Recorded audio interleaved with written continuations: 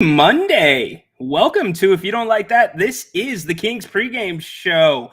We are getting ready for the Kings and the Cavaliers. Kings looking for their third straight win of the season. Cavaliers winners of two of the last three, both over Golden State.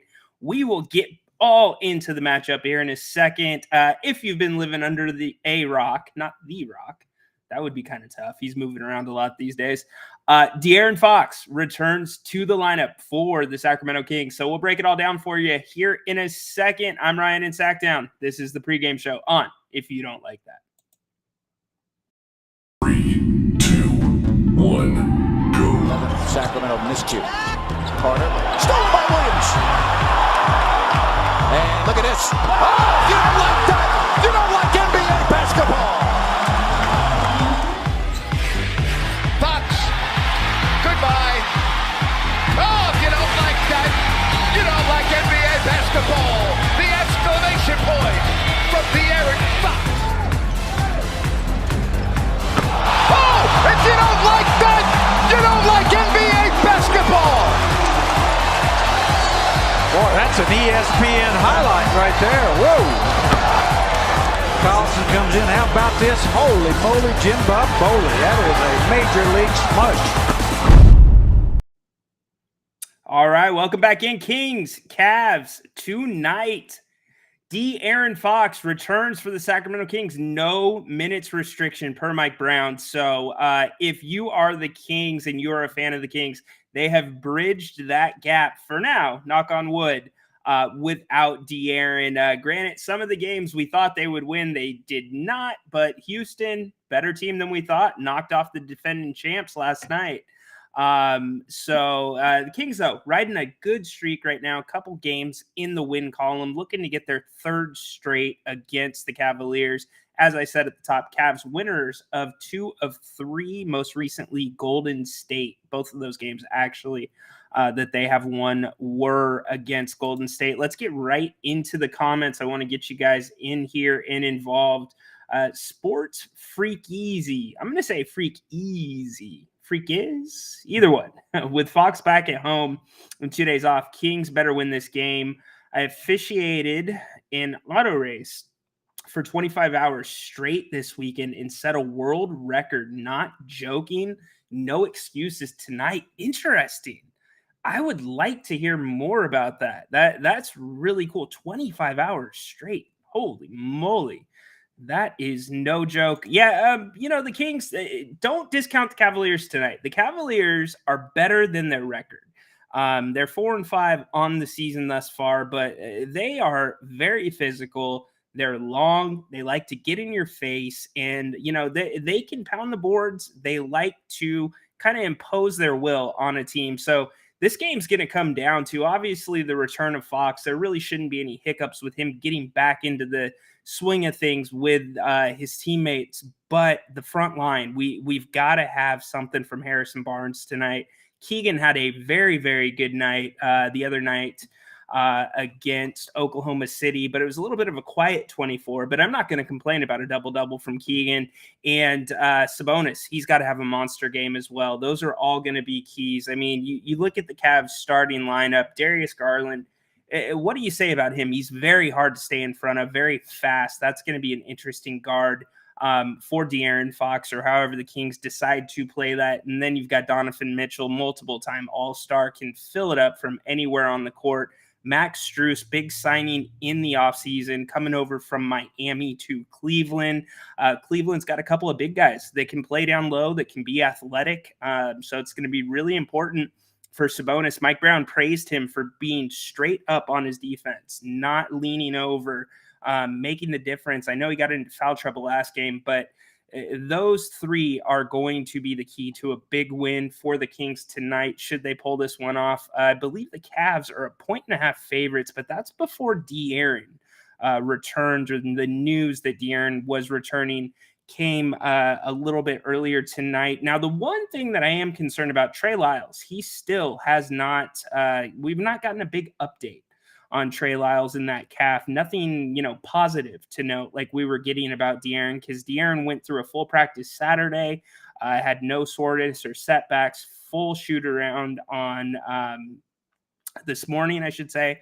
And he's good to go. But Trey Lyles, nothing of the sort yet. So I'd like to see some more news on him. Are you guys going to be doing PSF app tonight with live commentary? Yeah. I will be over on the PSF app, and come over, check it out. We'll have a nice little watch party.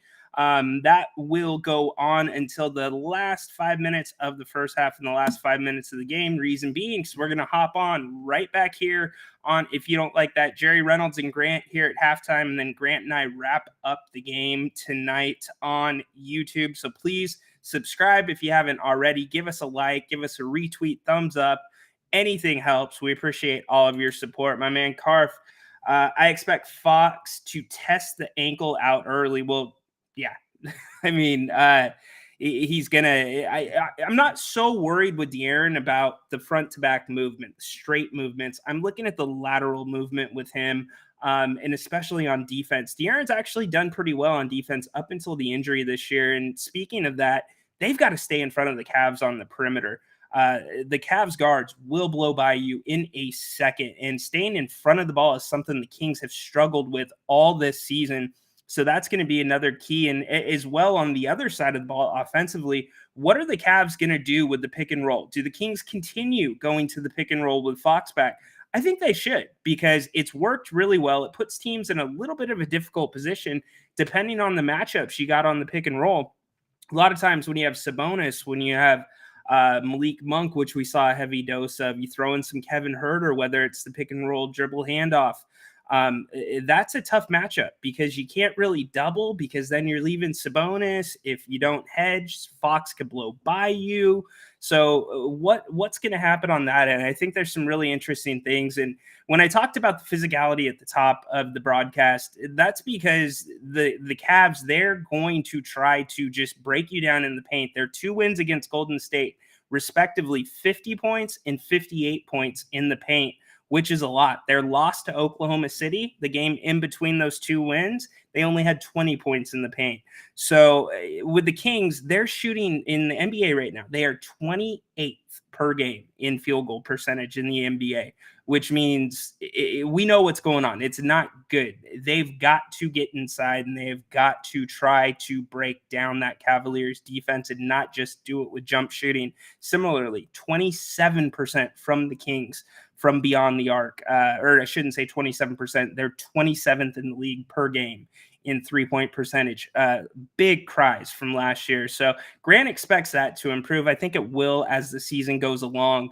But with a team like this, it's going to come down to the points in the paint. It's going to come down to the rebounding. Surprisingly, the Kings 9th in the league thus far per game in offensive rebounds, which is a good number, really good number. But they are number 1 in the league in giving up offensive rebounds to their opponents. So again, that's why I say this game is going to be won on the front lines. 25 hours on Thunder Hill. Really interesting sports. All right. Looking forward to spending a few hours with you, Grant, and the Kings. Yeah. Looking forward to it, Frog. Come on over. If you guys don't have the PSF app already, go ahead and download that Pro Sports Fans app. Choose the Kings chat room. You will see me pop up there probably about 5 minutes before tip-off. And then it's cool, too, because you can raise your hand. You can come up on video. You can come up on audio. Obviously, chat's going on, so we're answering questions. So, yeah, it'll be a fun time. So download that app if you have not already. We would greatly appreciate it. Thank you, David. Yeah, somebody told me, I forget who it was, that my mustache was like off-centered, or, and I was like, all right, you know what? We'll just start over. So good question here from Juan. Do you think that Ellis gets minutes? I think he does. The question is it situational minutes? Probably.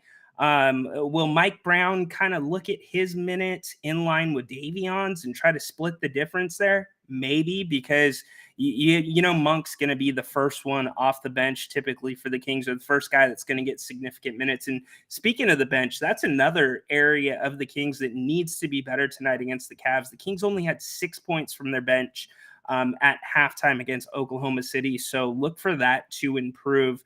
But Keon Ellis, I think he's earned minutes defensively, and I think that he's shown he can do a little bit more on offense than Kessler Edwards. So if you're going to look at those two, I think Keon gets the nod there, but I think Keon gives you a little, well, he does give you more length than Davion at that backup point guard position. But I think Mike Brown's going to go with who's running, who the hot hand is, what's happening defensively. But Keon, expect to be in there definitely.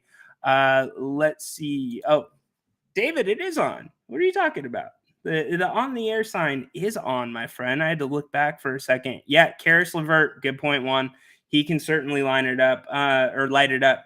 So I think he had 20, I want to say 23 in the last game against Golden State. So he's a little spark plug off the bench at shooting guard for the Cavs. This Cavs team, again, they are better, in my opinion, than their record shows. So it is going to be a huge game tonight with you 100%. So we will see Kings Cavs getting ready to tip off here roughly in about 20 minutes or so. Or at least the broadcast will start in 20 minutes. Then you can join me over on PSF Pro Sports Fans if you would like. Grant, Jerry Reynolds here at halftime, and then Grant and I break it down after the game right here on If You Don't Like That. Yeah, Norm, thank you for getting me into my live read. That's right. If you haven't already, go check out Bennett's. We talk about it all the time on the app, but Bennett's newest location in Rockland, Bennett's Westside Grill, pretty much the same menu as the other two locations in Roseville and second location off of Howe and Fair Oaks, but just another amazing spot. Brian and his team have done a great job there. The food is amazing. I don't know if I can think of any more great words to say about Bennett's because it's just that good. Prime cuts of steak, seafood. The menu has something for everyone. Grant keeps talking about the portobello mushroom or the mushroom burger. That just tells you right there. They've got a great variety. Also, awesome specials. Great happy hour, weekend brunch, weekend prime rib. I could go on forever. Go check out Bennett's Westside Grill, newest location in Rockland. All right, let's get back to your. There you go. I just got to the Bennett's read. Ryan, we need a Bennett's read. You guys are getting good. I like it. I like it a lot. What do you think about Sabonis's matchup against Mobley? I think he can get Mobley into foul trouble. So when I look at Mobley and I look at Damian Jones, who's the backup center for Cleveland, Damian Jones, a little bit more flat-footed, a little bit more of a JaVale McGee type. But with Mobley, he's a little more athletic. So I think he's a tough guard. He's long. He's surprisingly long. So that's going to be difficult for Sabonis. We've seen that struggle there. But on the flip side, I think Sabonis can push him around a little bit. So keep an eye on that one. But foul trouble is what I want to look at because my guess is one of those two will be in foul trouble. I lean more towards Mobley, but it easily could be Sabonis depending on the defense on the perimeter. What is up, Paul? Hey, Ryan, if Herter continues on improvement and Fox comes back at 80%, that creates more spacing for Barnes and Keegan. Yeah, it's spot on. And bench does have to show up. Paul, exactly. The Kings, who have they had that can create that spacing by driving to the rim? Who can get at the rim at will? It's really only been De'Aaron Fox. Kings have been without him, as Paul pointed out. Him returning now, I think we don't know the percentage, right? But I don't think De'Aaron would be going if he could not go, Paul. So my guess is he's at least 80, probably north of 80, but him getting to the rack does open things up for Keegan and Kevin. Keegan especially, because I think Keegan is really missing that set shot, that spot up three that he thrived on last year. And I think he's challenged himself. Mike Brown has challenged him to do it differently offensively, be a little bit more aggressive. But in doing that, that's caused him not to get the same looks. And he's getting different attention from different teams defensively. They're playing him a little different. They're not slagging off of him. So that's going to be most important for Keegan. Kevin's shown the ability to be shooting off the screens lately, or at least in the game against Oklahoma City. Also the dribble handoff. So yeah, I think that is a good observation, Paul. Brandon, let's see. Do you feel the Kings need a big three to compete against the top tier teams? No. I don't think they need a big three in the traditional sense that you're laying out. Now, could the Kings have a potential big three in Sabonis, Fox, who are both locked up long term? Keegan Murray, that's going to be the wild card. You still got him on a rookie contract unless the Kings extend him or they come to an extension early. There'll be a fourth-year option on him. So it really depends on the development with Keegan. But I think what the Kings need is you look at Thibault from Portland. Looking at the game against the Blazers the other night, that made me realize, we talked all last trade deadline about getting a guy that can stretch the floor, the 3-and-D guy. That faded off as we talked more about backup point guard. We talked about getting a rim protector. But seeing Thibault the other night for the Blazers and a Blazers team that was greatly undermanned, it reminded me how important that role for the Kings is going to be. Who is that guy that can guard the other team's best three, And I think that is what the Kings are going to have. So is it a de facto big three? Yes, but it doesn't necessarily need to be a superstar. I mean, one of the names that's been tossed around big time, OG Anunoby, right? Coming over from the Raptors. Will the Raptors part with him? Who knows? I know that he wanted to stay in Toronto at one point. Toronto kind of in between. Do we rebuild? Do we not? Siakam's still there. So I'm talking, and that would be a high-level third player, and some would consider that a third part of the big three. But I think that they just need somebody because we look at the matchups with the Kings.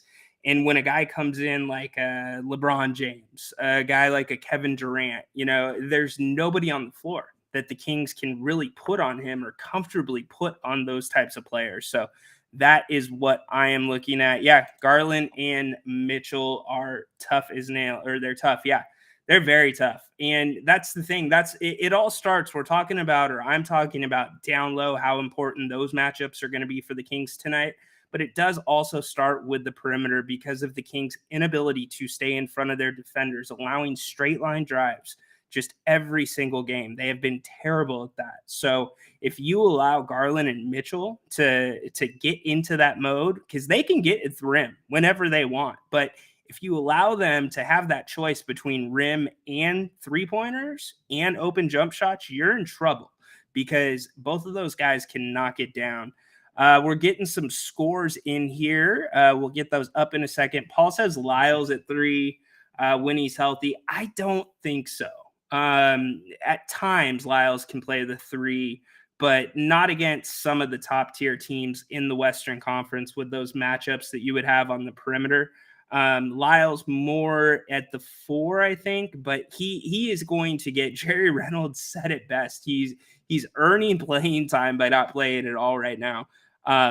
When he comes on to the floor the first time for the Kings this season, you're going to see a difference in terms of their offense and the flexibility Mike Brown's going to have throughout the games because he does allow them to play small and stretch the floor. Is McGee okay? He didn't play last game. Yeah, he is fine, Jim. McGee, it's just been a coaching decision. Mike Brown said no one's minutes were sacred outside of Fox, Sabonis. But Alex Len, he's played really well in his 2 opportunities, OKC and the Blazers. So I think you're going to continue to see Alex Len, especially tonight. I think with Damian Jones as the backup center for Cleveland, I think that's a decent matchup for Alex Len. JaVale, he's going to have spot duty still. Mike Brown is all about matchups. A lot of the coaching and a lot of the NBA is predicated on matchups across the league. So you'll get JaVale in some games, but right now I think those are Alex's minutes. Let's see. Frog, Ryan, do you think the Kings Mitchell will get any playing time? Yeah, for sure. Davion will probably be the second guy off the bench right there with Monk will be right off there. Now, when you get to kind of that 4 position, let's see what happens there. Is Sasha, who gave the Kings a nice little boost in the second half, first playing time in pretty much a game and a half, pick the Kings up. So Mitchell will get playing time, but I also think Ellis could eat into those minutes because if Davion's not defending well, there's not a lot of purpose of having him on the court still. You're gonna look for something else because, well, if he's hitting shots, which he's done a couple games, then at that time, he might get a little bit more of that preference and get some more extended minutes. But I think that it's going to be split between him and Ellis. Yeah, Foxy is back, Jim. So Foxy is returning to the starting lineup. It's going to be exciting for the Kings. First off, Grant and I talked about it on the 3 o'clock show today with Sean Salisbury. I actually were talking off the air and I said, what about conditioning? Like, are you a little worried about that? Because De'Aaron's only had one full practice. He got through a shoot around as well. But is that level going to be there? I mean, granted, he's only missed 5 games. Seems like an eternity if you're a Kings fan. But yeah, I think that he'll be okay conditioning wise. I was worried about that. Grant didn't think it's a problem. So, but yeah, it gives the Kings what they need, the ability to get to the rim. If nothing else, the ability to be a decoy on offense, as long as he can, move his feet defensively. And again, look for the lateral movement. That's going to be the big thing with the ankle. Anytime the ankle's going this way, just like he rolled it, that's what's going to be a tough ask for him. And that's what sometimes takes some time for those ligaments down there to heal once you've torn up your muscle or torn up your ankle. So we will keep an eye on that. Yes, indeed, Sabonis does have to play big for the Kings to have a chance tonight. We went over that off the top. This game's all going to be about the front lines for both teams, or at least from the Kings' perspective.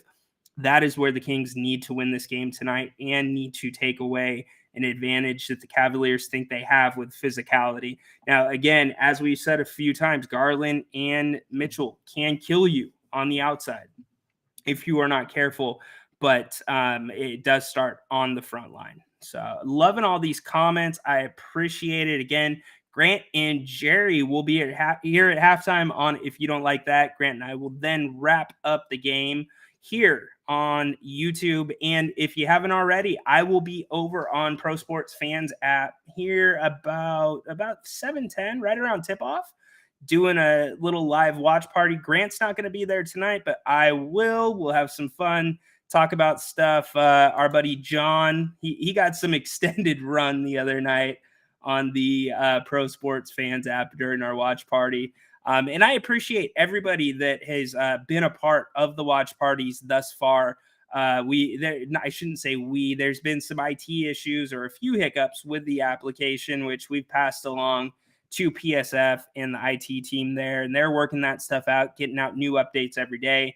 So stick with it. And if you have any suggestions as a viewer or as somebody that's, participating in the watch party that you would like to pass along, give those to us. We'll pass along them to the PSF team. So appreciate that. Let's see. 2 bad 3-point shooting teams tonight. Yeah, it is. And so that is why getting in the paint, so we're talking about 2 teams that can rebound pretty well. Can you believe I'm saying that? The Kings can rebound the ball pretty well. They have the last couple games. So I would expect that to continue. I don't see any reason why it wouldn't. I mean, think about how many opportunities they've had to rebound too with all the missed shots. So the Kings 3-ball, they can't, or they shouldn't. If you look at what they did last year, they should not continue shooting the 3-ball as poorly as they have been shooting it. But it's going to come down to, again, the front lines. And I'm telling you, Harrison Barnes, Keegan Murray, those 2, we already talked about Sabonis in that matchup, but it's going to come down to production from those 2 spots, because all too often this season, we get to the end of the first half and we look at the box score and we say, was Barnes even on the court? What did Harrison contribute? He's got no points and 1 assist, or Keegan, he's got 2 rebounds and he's only shooting 2 of 10 from the field. That's got to be better tonight. And I think Mike Brown has really preached a little bit more of that physicality with those guys. You saw that in the Oklahoma City game. So I think that should carry over tonight, needs to carry over tonight for a Kings win. DJ says that the Kings are not winning the games.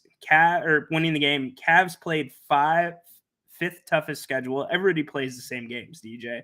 I get some of them. It can be weighted depending on whether you have more back-to-backs than other teams. But the Kings, who's Kings trying to kid? They're not trying to kid anybody, man. Think about here's the thing. Think about when their season turned around last year. It was right around the same time. It was on their home court, which they struggled all last year on the home court. This year, they've already got 3 wins there. It was against this Cavaliers team at home. They had an excellent game. That Cavaliers team is not that much different from this year's Cavaliers team. So I think the formula is there for the Kings to be successful. I don't think it's a matter of fooling or trying to, pull the wool over fans' eyes. The Kings can win this game. The Kings have been playing really poorly. We're seeing them come out of their shell a little bit. You get your superstar, your all-star in De'Aaron Fox back tonight. We're not underselling the Cavs. I've spent 15 minutes building up the Cavs and telling you that they are a better team than their record shows, but that doesn't change my take on the game. So, that would do it. A triple-double from Sabonis. It's almost a must. Like, you're bordering on that area depending on the production you're getting from the forward positions. So I'm with you there. Any chance of Kevin Huerter, being more than just a shooter? He is more than just a shooter. Gabriel. Look at, and granted, you don't see it on every single night, but, he plays decent defense. Mike Brown's praised that. He's really good in the 2-man game with Domas. He's been rebounding the ball much better. So he is much more than a shooter. And in fact, that's how he kind of played his way out of the shooting slump that he was in the first couple games of the season. So I think that he's showing those attributes. It's just a matter of consistency, but that goes across the board for the entire Sacramento Kings team. They need to be more consistent. Baki, my man, got the burgers ready. Let's see, Ryan, do you remember LeBron's first game in Sacramento opening night back in 2003? I do. Yes, I was sitting in my dorm room, and I was a freshman in college, and I remember just waiting for the game to start. This is the second part of a doubleheader. Speaking of which, tonight's game, NBA TV, it's one of the Kings' national games. But I remember thinking, is this kid going to live up to the hype, right? Because for me in my lifetime, he was the first high school player that I ever saw get that type of run on a national stage. And when he comes out and starts the game the way that he did, and, some of the comments that Jerry made, the commercial, it was, you could not have written the night any better for LeBron. And it was just a little sprinkling of what was yet to come and what we're still seeing from him. So, yes, I definitely remember that night. Brandon, X factors, forwards. Keegan Murray, Harrison Barnes. Those two have to play a very, very good game. You've got to get both of them need to be in double digits. They have to step up with the points in the paint. Harrison needs to try to get in positions where he can post up a little bit. Harrison needs to also get involved with passing, cutting, etc., instead of just kind of being there on the wing. He's got to find a way to contribute, but it's points in the paint 100%. Cavaliers thrive when they dominate the paint. The last 2 wins, 50 points, 58 points. Obviously, we've talked about Sabonis, so he is a part of that as well. So, all right, I'm going to get ready to wrap this thing up. I appreciate everybody for tuning in. We will see Kings, Cavaliers tonight. Fox returning for your Sacramento Kings. It should make a huge difference. And the fact that they're coming off of probably their best win of the season without him, that bodes well for the Kings. I think morale is high in that locker room. and look for his movement. I would watch him defensively. Again, lateral movement is going to be what you need to watch for with De'Aaron Fox. That is going to be the tough thing for him coming out of this ankle injury. But yeah, come back at halftime. We will be right here. In fact, Jerry Reynolds will be here with Grant, and then come back after the game. We will be here, Grant and I, breaking it down. But during the game, hop over to Pro Sports Fans app. I'll be there doing a watch party. Looking forward to it. Kings, Cavs tonight. The return of De'Aaron Fox and the Fox Quarter. Go Kings, light the beam. We will see you at halftime. Have a great night.